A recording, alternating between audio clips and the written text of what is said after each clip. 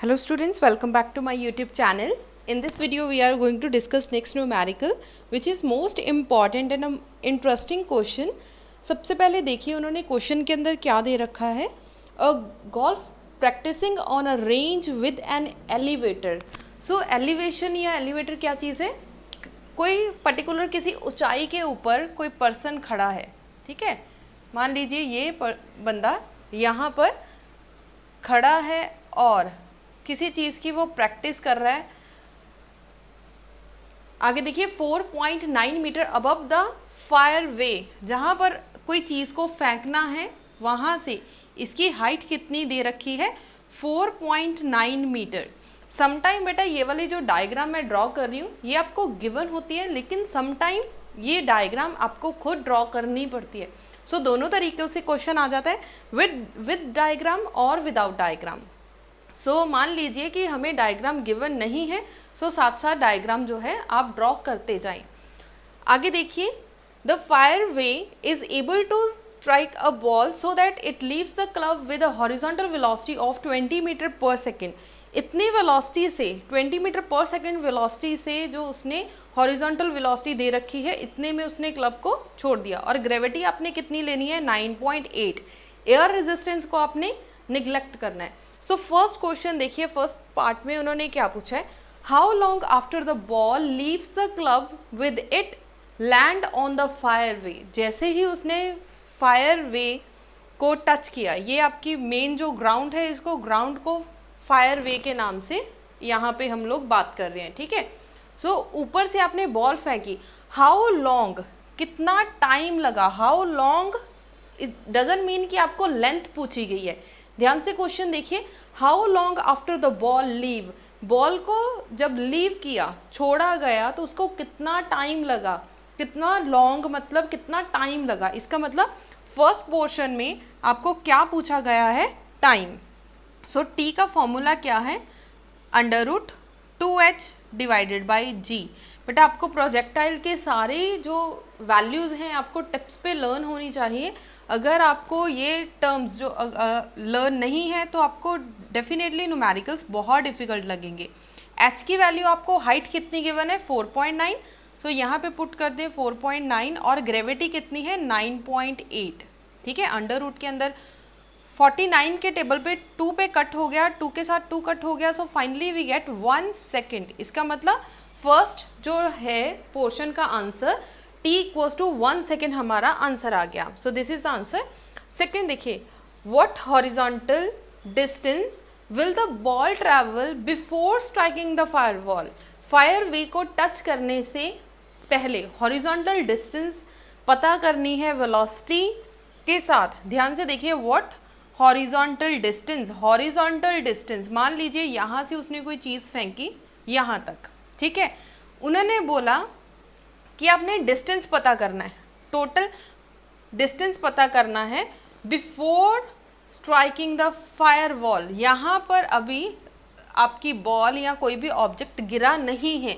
सो आपने डिस्टेंस मान लीजिए अभी यहाँ तक था डिस्टेंस, इतना डिस्टेंस था. इसका मतलब ये टोटल रेंज नहीं पूछी. ध्यान दीजिए, हॉरिजॉन्टल डिस्टेंस पूछा है लेकिन रेंज नहीं पूछी गई. अगर उन्होंने बोला होता कि अगर आपकी बॉल या प्रोजेक्टाइल है वो यहाँ पर गिर गई, सो यहाँ से लेकर यहाँ तक आपकी हॉरिजॉन्टल रेंज है r. बट यहाँ पे कंडीशन लगा दी गई बिफोर. बिफोर मतलब उससे पहले पहले उसने कितना डिस्टेंस कवर किया. मान लीजिए P पॉइंट तक डिस्टेंस कवर किया. सो डिस्टेंस को कैसे मेजर करेंगे, with the help of velocity. Velocity क्या है, velocity is equals to distance divided by time. So यहाँ से डिस्टेंस निकाल लीजिए. सो क्या आ जाएगा, वेलोसिटी इनटू टाइम. क्लियर हो गया ये फॉर्मूला क्यों अप्लाई किया, क्योंकि हॉरिजॉन्टल रेंज की बात ही नहीं की गई. अगर हॉरिजॉन्टल रेंज की बात नहीं की गई, इसका मतलब आर वाला फॉर्मूला हम लोग नहीं लगाएंगे. डिस्टेंस कितना है, वेलोसिटी इनटू टाइम. वेलोसिटी कितनी है आपकी, 20 मीटर पर सेकेंड, और टाइम कितना है आपके पास, 1.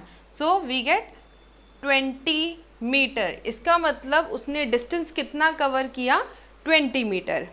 क्लियर हो गया सेकंड पोर्शन. चलिए अब थर्ड पोर्शन कवर सॉल्व करेंगे. थर्ड पोर्शन के अंदर उन्होंने बोला है, what is the acceleration of the ball. Acceleration कितनी होगी बॉल की. इसका मतलब हमें क्या पता करना है, एक्सेलरेशन पता करना है. Of the ball 0.5 after being hitting. After being hitting मतलब जब उसने हिट कर दिया, ग्राउंड को हिट कर दिया, तब आपने एक्सेलरेशन पता करनी है। सो सी का आंसर क्या लिखेंगे, the acceleration of the ball, बेटा मैं एक्सेलरेशन की शॉर्ट फॉर्म लिख रही हूँ, आप लोगों ने कभी भी पेपर में शॉर्ट में नहीं लिख कर आना, कभी भी आपके मार्क्स कट होंगे, ठीक है। एक्सेलरेशन के आपने पूरे स्पेलिंग लिखने हैं। The acceleration of the ball at any moment, किसी भी मोमेंट पे आप एक्सेलरेशन ले लीजिए, during the falling, during the falling, जब भी कोई ऑब्जेक्ट आपका गिर रहा हो, during the falling is constant. Constant मतलब एक जैसी वैल्यू ही रहेगी, and is equal to 9.8 metre per second square. यहाँ पे आपकी एक्सेलरेशन कितनी है, एक्सेलरेशन आपकी ग्रेविटी के इक्वल है। ग्रेविटी कितनी गिवन है, 9.8 मीटर पर सेकेंड स्क्वायर। चाहे आप किसी भी पॉइंट पर बात कर लें, किसी भी पॉइंट पे, चाहे आप इस पॉइंट पर बात करें, ए पर, बी पॉइंट पर, पी पर, कहीं पे भी बात करें, आपकी जो एक्सेलरेशन होगी बॉल की वो क्या होगी, 9.8, ठीक है, स्टैंडर्ड वैल्यू है। सो एक्सेलरेशन कभी भी चेंज नहीं होगी। चलिए नेक्स्ट पॉइंट करते हैं, D, calculate the speed. Speed आपने फाइंड आउट करनी है। सो स्पीड का सबसे पहले तो आपको फॉर्मूला लर्न होना चाहिए।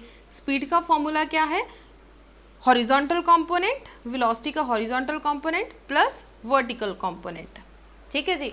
अब ध्यान से देखिए, ऑफ द बॉल 0.5 सेकेंड आपको टाइम गिवन है after it leave the club.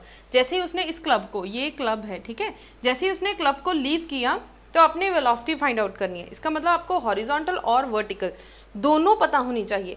Horizontal तो आपको गिवन है 20 मीटर पर सेकेंड, ठीक है, हॉरिजॉन्टल वेलोसिटी गिवन है 20 मीटर पर सेकेंड। सो VH तो आपको पता है कि 20 मीटर पर सेकेंड है, लेकिन वर्टिकल वेलोसिटी हमें गिवन नहीं है।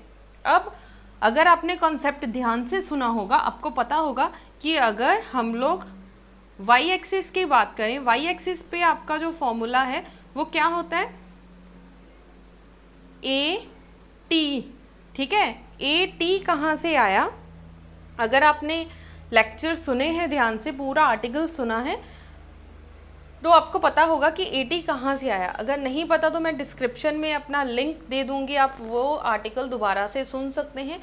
वहाँ पे प्रॉपर वे से एक्सप्लेन किया गया कि वाई कंपोनेंट पे AT कैसे आएगा। इसका मतलब यहाँ पे वेलोसिटी कंपोनेंट क्या है आपके पास, AT।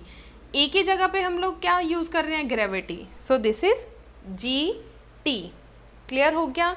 सो यहाँ पे आ गया आपके पास GT। अब हमारे पास हॉरिजॉन्टल कंपोनेंट भी है और वर्टिकल कंपोनेंट भी। हॉरिजॉन्टल पे क्या पुट करेंगे, पहले इसे सॉल्व कर ले।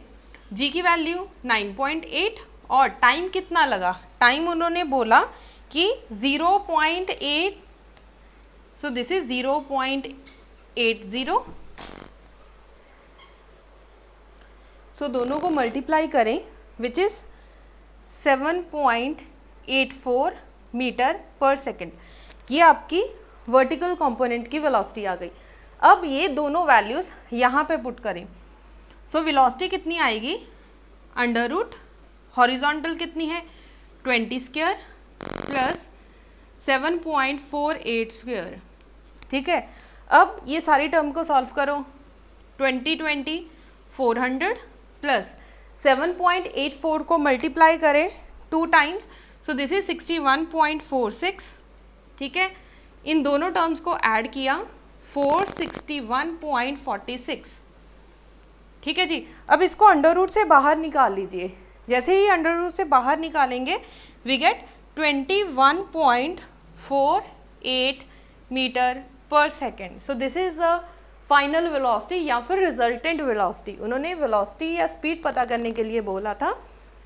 सो हमारे पास स्पीड कितनी आ गई 21.48, ठीक है। आज की वीडियो का लास्ट पॉइंट है, with what speed will the ball strike the ground. कितनी स्पीड के साथ ग्राउंड पर वो स्ट्राइक करेगा। बेटा थर्ड डी और ई पार्ट जो है ऑलमोस्ट सेम है, इसमें कंफ्यूज नहीं होना।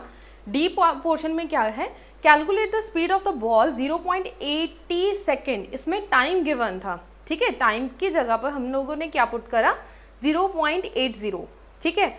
ई पोर्शन में क्या है, with what speed will the ball strike the ground, कितनी स्पीड के साथ गिरा। सो सेम है, वेलोसिटी पता करनी है, horizontal component plus vertical component. अब हॉरिजॉन्टल कंपोनेंट 20 मीटर हमें गिवन है, सो हमने पुट कर दिया 20, यहाँ पे क्या आएगा GT², ठीक है। ध्यान से इस पोर्शन को ध्यान से समझ लेना, यहाँ पे आ गया 400 प्लस G की वैल्यू 9.8 मल्टीप्लाई टाइम कितना है 1, ठीक है। आपने इस पोर्शन में, फर्स्ट पोर्शन में आपने टाइम निकाला था 1, इसका मतलब टोटल टाइम पूछा गया है, टोटल टाइम कितना है 1, ठीक है। अब आ गया ये 400 प्लस 9.8 को 1 के साथ मल्टीप्लाई करेंगे तो 9.8 ही आ जाएगा। 9.8 मल्टीप्लाई बाय 9.8 96.04। अब इन दोनों को ऐड करो 496.04। अब इसे सॉल्व कर लीजिए 22.27 metre per second. So this is the final answer. Clear हो गया? So this is the important numerical. बेटा इस तरह के स्पेशली CBSE बोर्ड में इस तरह के जो क्वेश्चंस हैं वो पूछ लिए जाते हैं। सो CBSE वाले बच्चे ध्यान से करें। पंजाब बोर्ड वाले स्टूडेंट्स, अगर आपको MCQs आ रहे हैं, हो सकता है लॉन्ग क्वेश्चन में आ जाए और 5 मार्क्स का क्वेश्चन ये पूछ लिया जाए, उसके अलग अलग पार्ट बन सकते हैं। सो ध्यान से कर लेना। अगर किसी भी पॉइंट पर कोई दिक्कत हो या कुछ ना क्लियर हुआ हो तो you can ask. Thank you so much.